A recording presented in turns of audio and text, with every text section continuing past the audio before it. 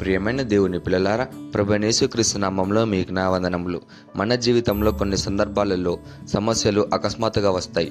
అప్పుడు మనం భయపడిపోతాం, గందరగోళంలో పడిపోతాం. దేవుడు మనతో ఉన్నాడా లేదా అని ఒక సందేహం వస్తుంది.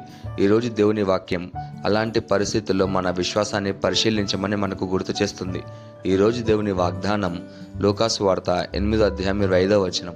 లూకాసు వార్త 8:25 వాక్యం ఇలా ఉంది: అప్పుడు ఆయన, మీ విశ్వాసం ఎక్కడ అని వారితో అనెను అని.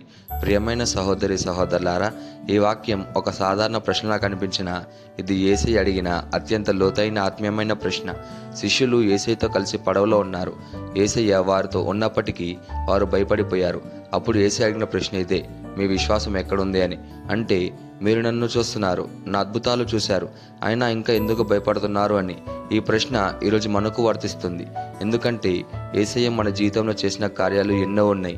చిన్నప్పటి నుండి ఈ రోజు వరకు ఎన్నో సమస్యలు, ఆటుపోట్లు వచ్చినా కూడా మనకు ఏమీ కాకుండా మనల్ని కాపాడుతుంది యేసయ్యే. మనకంటే డబ్బులున్న వాళ్ళు, జ్ఞానులు, గనులు, గొప్ప వంశపు వారు ఎంతోమంది ఈ రోజును చూడాలని ఆశపడ్డారు, కానీ చూడలేకపోయారు. కొంతమంది అయితే ఒక్కరోజు జీవితాన్ని పొడిగించడానికి కోట్ల రూపాయలు ఖర్చు పెడతారు. కానీ మనం వారికంటే గొప్పవారం కాకపోయినా దేవుని కృప, ఆయన ప్రేమ మనలను ఈ రోజు వరకు నిలబెట్టింది. ఈ వాక్యం ఒక సంఘటన మొత్తం వివరంగా చూద్దాం.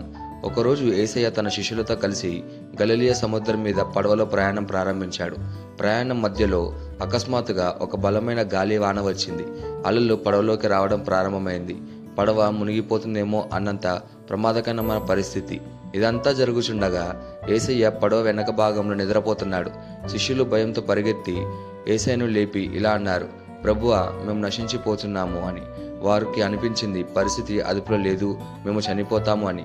అప్పుడు యేసయ్య లేచి గాలిని, అలలను గద్దించాడు. వెంటనే సముద్రం ప్రశాంతమైంది. అప్పుడు ఆయన శిష్యులను చూస్తూ ఇలా అన్నాడు: మీ విశ్వాసం ఎక్కడా అని. ఈ సంఘటనలో దాగిన ఆత్మీయ సత్యం. ఈ సంఘటన మనకు 3 ముఖ్యమైన విషయాలు నేర్పిస్తుంది. మొదటిగా, యేసయ్య పడవలో ఉన్నప్పటికీ గాలి వాన వచ్చింది, అంటే దేవునితో ఉన్నవారికి కూడా సమస్యలు వస్తాయని.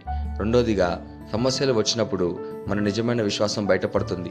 శిష్యులు యేసయ్యతో సంవత్సరాలుగా ఉన్నప్పటికీ ఒక గాలి వాన వారిని భయపెట్టింది. మూడోదిగా, యేసయ్య ఒక్క మాట పరిస్థితిని మార్చింది. మనకు అసాధ్యంగా కనిపించిన సమస్య యేసయ్యకు చాలా చిన్నది. ఈ వాగ్దానాన్ని మన జీవితానికి ఎలా తీసుకోవాలంటే, మొదటిగా, సమస్య వచ్చినప్పుడు వెంటనే భయపడకూడదు. మన మొదటి స్పందన భయం కాకుండా ప్రార్థన కావాలి. రెండోదిగా, దేవుడు మనతో ఉన్నాడని గుర్తుంచుకోవాలి. శిష్యులు ఒక విషయం మర్చిపోయారు: పడవలో యేసయ్య ఉన్నాడు అని. మన జీవితం పడవలో కూడా యేసయ్య ఉన్నాడు. మూడోదిగా, విశ్వాసం అంటే సమస్యలు లేకపోవడం కాదు. విశ్వాసం అంటే సమస్యల మధ్యలో కూడా దేవుడు మనతో ఉన్నాడని నమ్మడం. ఈ వాక్యానికి చిన్న ఉద్దేశం ఏంటంటే, మన జీవితంలో గాలి వానలు రావచ్చు, కానీ యేసయ్య మనతో ఉన్నప్పుడు పడవ మునిగిపోదు. ఈ వాగ్దానాన్ని మనం స్వతంత్రించలాగున మనం ప్రార్థన చేద్దాం.